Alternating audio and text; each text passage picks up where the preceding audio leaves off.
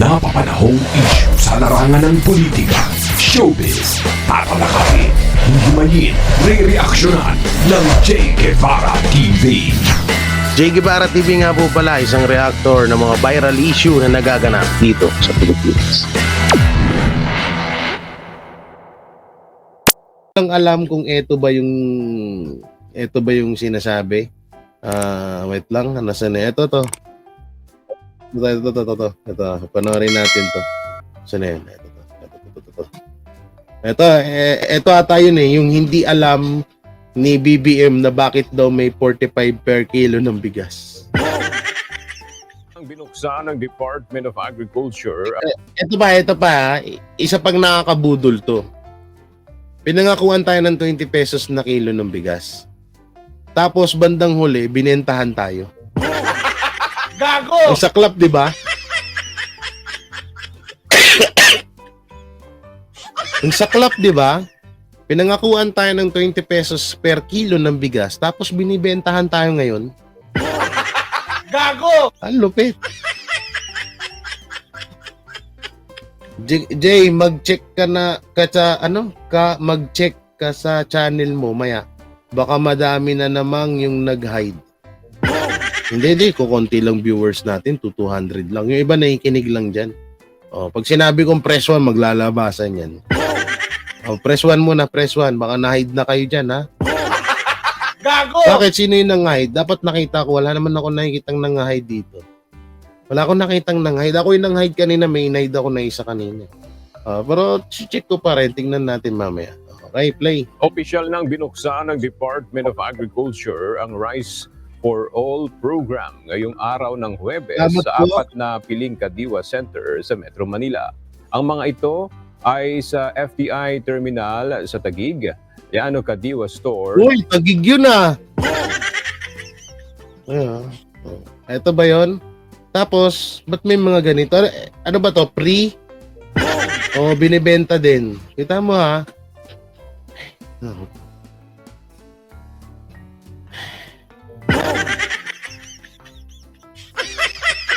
Tignan yung katangahan ng mga Pilipino. Unang-una ha, pinangakuan tayo ng 20 pesos per kilo ng bigas, hindi natupad. Tapos ngayon, binibigyan tayo ng 45 per kilo ng bigas, pero bibili natin. Ang tanong,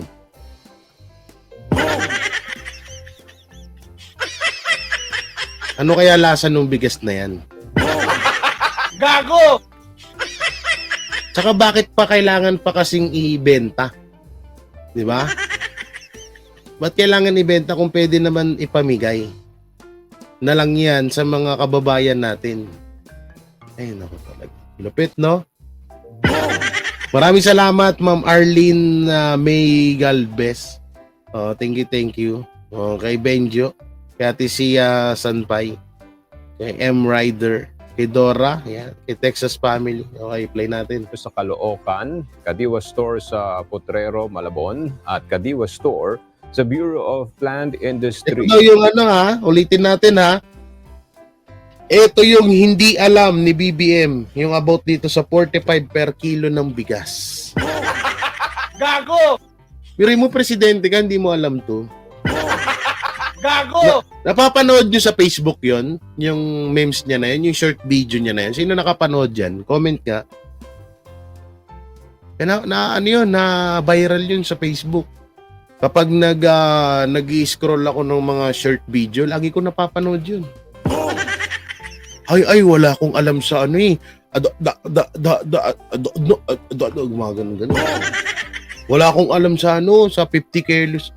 50 pesos per kilo ng bigas. Ang alam ko, ang sa amin, yung tig 29. Gago! So, sino pala nagpapaandar nito? Si Si Trillanes? Gago! Si Trillanes lang ba ang nito?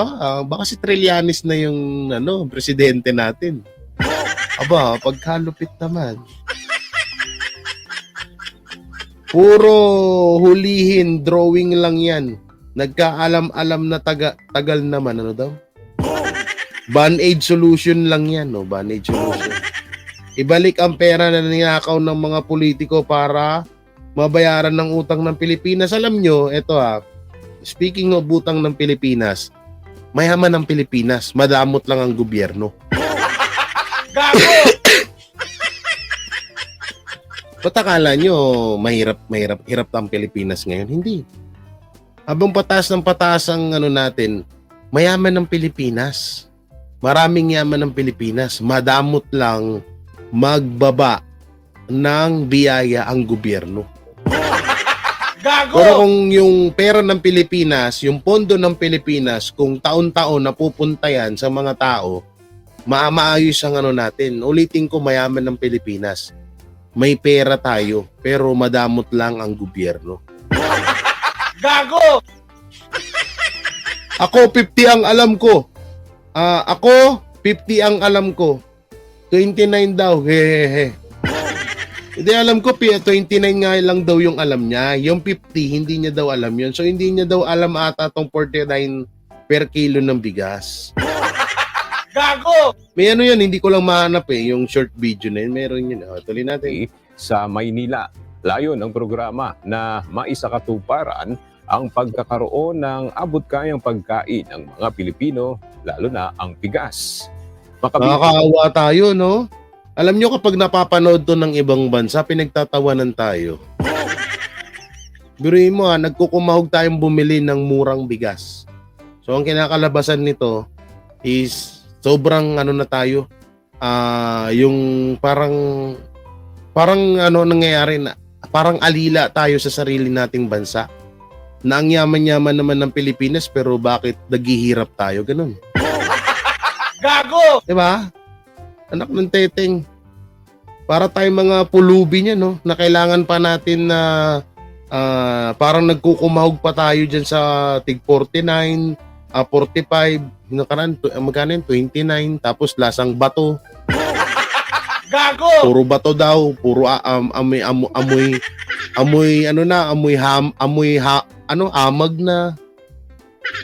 Oh, yun yung sinasabi ng matandang babae. So ngayon, tingnan nyo. Bili ang consumers sa nasabing Kadiwa locations ng 45 pesos kada kilo ng 29.45. Ito, sa medyo may pera-pera. Ito malamang sa itong 29 pang sa atin to eh. Alam mo naman ugali ng mga Pilipino, 'di ba? Lalo't nag-viral yung video na amoy amag yan, no? Ang ugali ng Pilipino, mas gugustuhin nila yung tig 29 kasi mura. Biruin mo ba naman dito 45? Tingnan mo, isa pang katangahan nito. Bakit hindi na lang naku po talaga. Gago! Bakit na lang hindi ginawang ano na lang lahat? Para ginawang 20, ginawang kahit 35 na lang. Tanggalin na tong bigas. Ano yun? Anong klaseng kagaguhan to?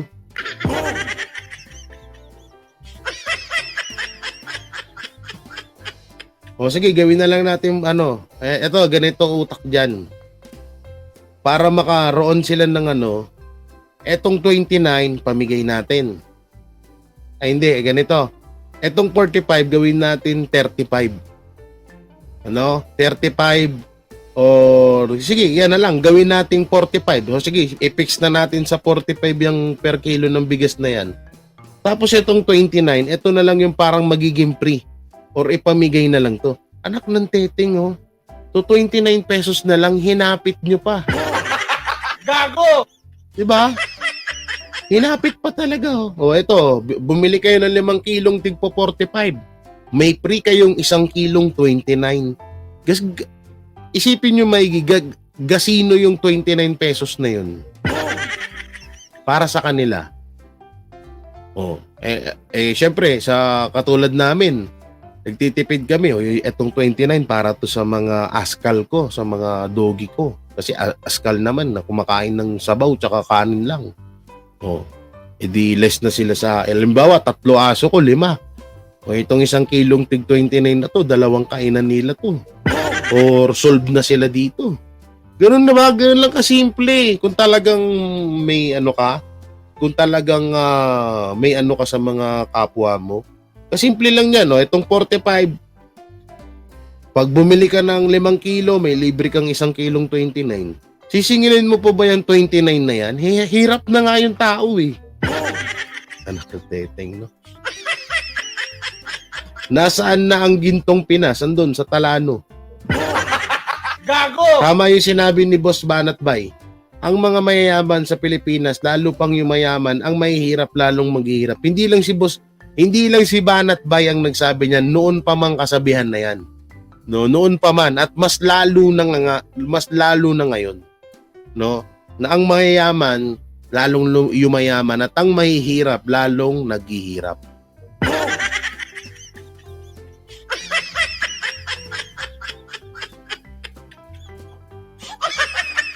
Pero syempre, anuin pa rin ho natin yan na kung hindi rin naman din dahil sa kasipagan natin, hindi rin natin malalagpasan ng kahirapan.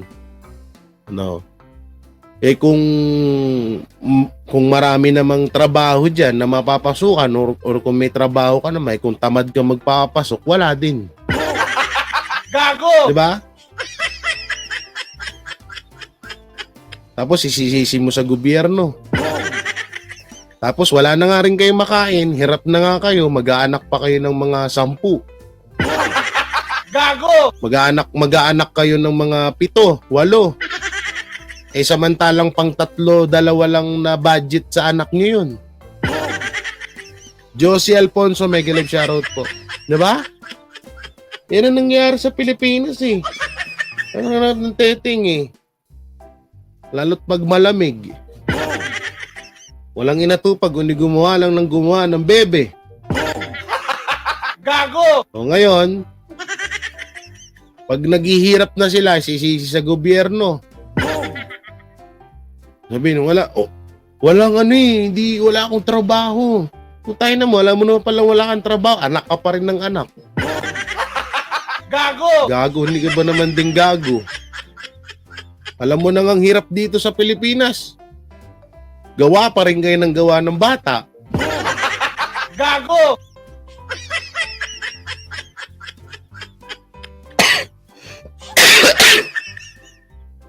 Di ba?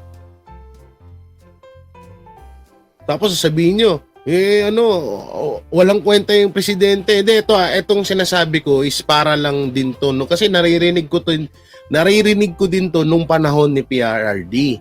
Ganyan yung hinanakit ng ibang mga tao, ng ibang mga Pilipino. Kaya so wala daw silang trabaho. Puta na, binigyan ka ng trabaho, hindi ka naman nagpapasok. Gago! At yung trabaho mo, halimbawa, panahon ni PRD ang labor nun sa construction nasa 400 to 350 pesos per day. O 400, fix na yon, 450, ganun. Tapos, ang anak mo 7. Gago! Buti na lang, nung panahon ni PRD, mura-mura, may tig 30 pang bigas, 35, 37 ang bigas namin nun eh. Masarap na yun, 37, yung bigas nung panahon ni PRD. Yun yung bigas, kasi kaya alam kong kabisado ko, kabisado ko ang presyo ng bigas nung panahon ni PRD dahil kargador po ako sa palengke noong araw na yun. Totoo po yan. Ha? Hindi po ako nagsisinungaling. Isa po akong kargador noon ng bigas sa palengke namin sa Santa Ana, Taguig. Oh. Shoutout kay sino ba yung boss kong masungit doon? Isang linggo lang ako doon, lumipat ako eh. Shoutout kay Oscar ba yun? Oscar? Si Ka-Oscar. Ka-Oscar, huwag ka na magsungit. Type ka. Gago! Makita ka lang umupo na, puta gagalit sa'yo, dadabugan ka. Gago! Type na yun. Tapos magkano lang sahod namin? 120 per day. Libre namang kain. Umaga, tanghalian, tsaka hanggang gabi kasi ang tindahan ng bigas eh. Libre naman. Tapos pag ikaw yung nagbuhat ng isang truck na bigas papuntang bodega, iba pa yung bayad sa'yo dun. So okay naman. Kaya tandang-tanda ko yan yung mga presyo ng bigas nung panahon ni PRD. Tanda ko yan kasi kargador ako ng bigas nun dun sa palengke ng Santa Ana eh. Gago! Ngayon sisi nyo. Hirap na kami sa buhay namin. Walang kwenta ang gobyerno. Puta na, ilan anak? 12. Gago! Tapos yung kita sa pang-araw-araw, pang 3 anak lang. Gago! O, di ba? Eh, kadalasan kasi kung sino pa yung mahirap, siya pa yung maraming anak eh. Gago! Kung sino naman yung mayaman, yun yung yung mga tipid mag-anak sa isang babae. Charot. Gago! Hindi, sa mga lang yun, sa mga politiko yung about dun sa maraming anak sa iba't ibang babae. So, uso naman yun. Milled rice na limitado sa 25 kilos kada araw. Ayon sa DA, magkakaroon sila ng listahan ng mga bumili kada araw upang maiwasan ang posibleng pagsasamantala sa mga bumilos kada araw. Wait lang ha. Nakikita. Wait lang ha. Parang parehas ng bigas ko to. Yan yung nasa likod. Ay, sino ba yung tao dyan sa labas? Picturean nyo nga yung sako ng bigas na binili ko dyan. Parang parehas ah. Tarantado eh. Ibig sabihin, hindi limitado tong bigas na to. Gago! Baka mamaya lang to, props lang to. Eh no, parang parehas eh. O sadyang parehas lang sila green. Ang sino tao dyan, picturean nyo nga yung bigas dyan sa kwarto sa kabila. Parehas eh oh. Ano ba nakasulat? Hindi ko kasi masum eh. Wait lang, hanap tayo mamaya ng Ayon sa DA, magkakaroon sila ng listahan Parang parehas na ng binili mga ko bumili bigas. kada Kulay green araw din yung upang sako eh. maiwasan ang posibleng pagsasamantala. Ay, shoutout pala kay Mama Dayan. Yan, kay Mama Dayan, kay Papa Charlene Fish Hunter TV. Napalitan mo na yung name ng channel mo pa? Magre-reaction video na daw siya. Sa programa. Sinabi naman ni Agriculture Assistant Secretary Tignan natin yung sako. Gagi, pares na pares nga nung sa akin, no? Ang bili ko dun sa akin, 1,200 per kalahating sako. Bali, 2,400 ang isang sakong bigas. si Arnel de Mesa, ang pagbebenta ng 45 Ay, may drawing. Posible naman na magkaparehas ang sako niyan.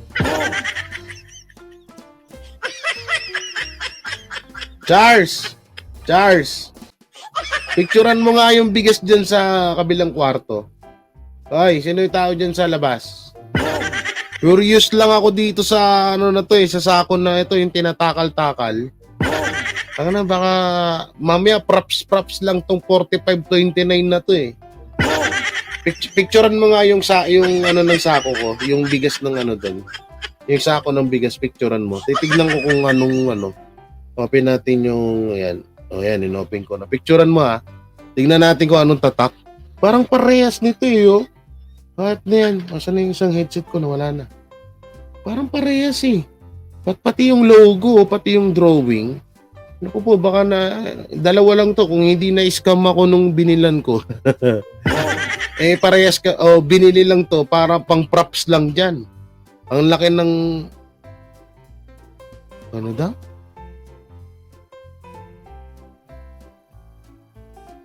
Yung iba tong eats pa. Diba? Nagtotong eats pa nga tama. Tingnan natin kung parehas. Pati nga, ayan na. Ay, putik. Parang parehas, guys, oh. Ay, green kasi, kaya hindi makita. Naka-green screen ako. Paano ba to? Parehas, oh. May bulaklak din, oh. Yun, oh, may bulaklak. Ay, hindi. Parang, wait lang. Oo, parang parehas nga. Premium. Ay, hindi. Mas maganda isend ko sa Parehas nung bigas na nabili ko. Naku po. Props nga lang siguro. pesos per kilo na bigas ay makatutulong din sa ahensya na mapahaba o mapalawig pa ang 29 pesos rice program. Tapos ito pa kalokohan dito, no? May budget tayo sa SONA, 20 million. Pero wala tayong budget sa tig 29 pesos or 45 pesos na bigas na ipapamahagi sa mga tao. Gago! Ang laking kagaguhan, di ba? Nakita naman natin na unti-unti dumadami yung mga locations natin at nagiging popular na itong P29 and hopefully yung Rice for All maging ganun din. So Malamang tatangkiligin ng mga Pilipino yan, mura yan eh. Wala na nga gutom na nga Pilipino eh.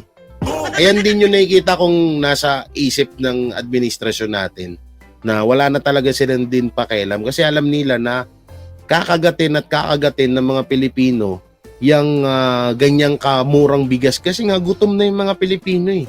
So saan ka? Magtitiis ka sa mahal. Tapos kinabukasan wala na kayong masaing. Gago! Eh di doon ka na sa di doon ka na sa mura, mabubusog ka nang hindi mabubusog ka pero hindi ka sarapan yung kanin, pero may pangbukas ka pa. O yan ang mindset namin dati nung panahon na hanggang ngayon, yan pa rin mindset ko din. Oh, nagtatabi talaga ako ng pangbukas, pang ilang araw hanggang isang buwan hanggang sa sumahod ako. This is planned for a long-term implementation nitong dalawang programa. Sana all. Sana all.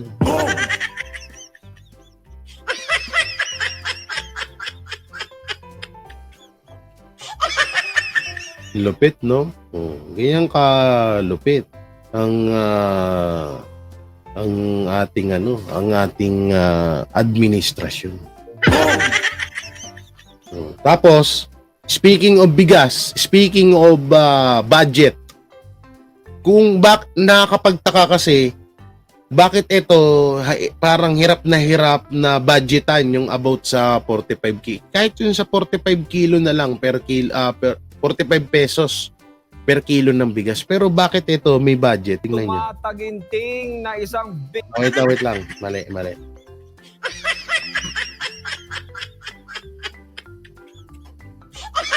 So tayo dito. Hindi tin. Ito. Blurred yung napindot ko eh. Blurred kasi ito eh. Ito, dito tayo. Ayan. Ginting na 1 bilyong piso ang inihirit ng Office of the President para pondohan ang mga magiging Pero ito kay Tita ni Leda. Marcos Jr. sa susunod na taon. Ayon sa mga Department of Budget and Management, ito ang nirequest na budget ng tanggapan ni Marcos Jr. para sa mga domestic at international trips niya para sa 2025. Kung tutuusin nga raw, mas mababa ng 94 million pesos ang hirit na budget. Diba? Naging proud pa sila. Mas mababa daw. Mas bumaba. At least daw bumaba na. O, ganyan kalupit, di ba? O kayo naman, natanga-tanga, naniwala naman kayo. Pero yung 45 per kilo ng bigas, hindi mabigyan ng budget. Hindi mabagsakan ng budget na ganyang kalaki sa travel ni Marcos. Sa travel ni Marcos, sa SONA, budget sa SONA. Ang lupit, di ba? Para sa mga biyahe ni Marcos Jr. sa susunod na taon, kumpara ngayong taon, nagbawas ng araw ng biyahe si Marcos Jr. Kaya 1 bilyon... Aba, parang kasalanan pa namin. Gago! Parang masama pa loob nyo na nagbawas pa si BBM ng lakad niya. Anak ng teteng, asan na yung lakad niya nitong 2024? 2023? Asan na? Yung mga lakad niya sa ibang bansa, may napala ba tayo?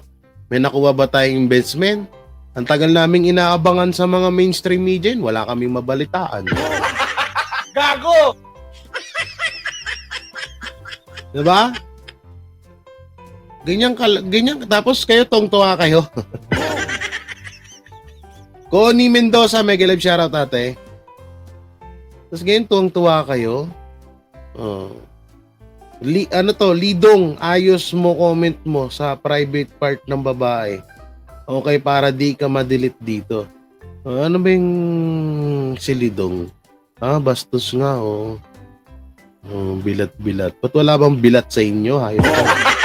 Gago! Wala bang bilat sa inyo? Dito ka naghahanap ng bilat sa live ko, hayop ka. Gago! Tantadong to. Dito naghahanap ng bilat sa live ko, wala man bilat dito. Gago! Ayun, may dalawang bilat dun sa monitor, gusto mo kunin mo. Gago! Tantado. Dito ng manyak sa live ko. Sira ulo ka, ha? Paano? Legend lang yun, Boss J. Kala nila, ini-invest na. Hindi. Yun nga, kaya nga, sinabi ko nga dun sa panaginip ko, di ba? Kunwari, hanap ng invest, yung pala, i-invest back doon sa ibang bansa. Gago! Ay, Mami Storm. Shoutout sa inyo. Gago, no? Mami Storm, no? Totally si Mami Storm. Tratado yung basher na yun, dito naghanap ng bilat. Piso na lang ang hirit niya mula sa DBM. Makailang beses nang pinupuna ang palagiang pagbiyahe ni Marcos Jr., lalo na abroad, dahil wala naman daw itong... Tsaka ito yung nakakataka kasi dito, bakit nasisilip to ng mga Pilipino? Kasi nung panahon ni PRRD, talagang mareklamo lang mga Pilipino eh. Pero nung panahon na yon, 2 beses o 1 beses lang nag-travel si Duterte at sa China lang yun. Samantalang sa 2 beses na yon, okay naman. Okay naman nung panahon na yon. Bakit ngayon halos 8 bansa na ata or mahigit pa ang napuntahan ni Marcos, wala naman nangyari. Gago! Tapos ngayon eto na naman. Parang ang nangyayari kasi dito, tingnan nyo pagiging loko-loko. Ang nangyayari dito, ang sabi ng mga tigapagsalita ng administrasyon ay kailangan daw parang bulabugin or ipaalala sa mga napuntahan or nakausap ni BBM na iba't ibang bansa na mas kumbinsihin pa ang ibang bansa na mag-invest dito sa Pilipinas. Paano mag-i-invest dito sa Pilipinas? Ay kung yung baha nga hindi mo ma-aksyonan. Gago! Sino ba naman tanga na businessman or mga businessman, sinong tanga na magtatayo sila ng kanilang business dito sa Pilipinas na alam nilang mapupurnada? Gago! Diba? Dapat, ang nangyari kasi dyan, ang maganda kasing gawin dapat dyan ni Marcos is nag-focus muna siya kung paano pinag-isipan niya muna yung strategy kung sakali man kung sakaling yan yung talagang motibo niya sa pagta-travel niya. Pinagpukusan niya muna sana na paano ba maka-attract ang Pilipinas ng mga investor. Kasi sa panahon ngayon hindi na uso yung kuda-kuda. Yung pupunta ka doon, pagpunta mo doon, kakausapin mo, lumuluhod ka ba doon? Lumuluhod ka ba simula doon sa gate nila hanggang sa pintuan nila? Kung pinagpukusan mo na ano kayang magandang pang-attract sa mga ibang bansa na para mag-invest sila dito sa Pilipinas? Pang-attract mo yung baha? Gago! Ganun ba? Ipang-attract mo sa ibang bansa yung pagbaha dito sa Pilipinas? Gago! Kung bago ka sana nag-travel, pinag-isipan mo muna, ganito gawin ko. Sabihin na natin sa flood control. Aayusin ko, paparamihin ko ang flood control. Aayusin ko at sure ako na hindi babahain ang mga lugar sa Maynila, lugar sa Pilipinas. Lalong-lalo na sa Central Luzon. Yun, isa sa mga pwedeng maka-attract ng mga investor yun. Na yung halimbawa na magtayo man sila ng business sa lugar mo or sa bansa mo is hindi mapupurnada yung kanilang negosyo. Gago! Yun eh. Diba? Nangyayari kasi anak ng teteng, nagkukumahog kayo na pumunta na ibang bansa. Gusto nyong maka-attract ng mag-i-invest dito sa ibang bansa. Paano sila ma-attract kung wala nga sa ayos yung bansa natin? Gago! Anak ng teteng naman. Misa nga, paring bong magtulog-tulog ka. Gago! Ayaw nga pala, ba't paring bong ako nga pala si baka sabihin ni Sir Bong, siya yung sinasabihan ko.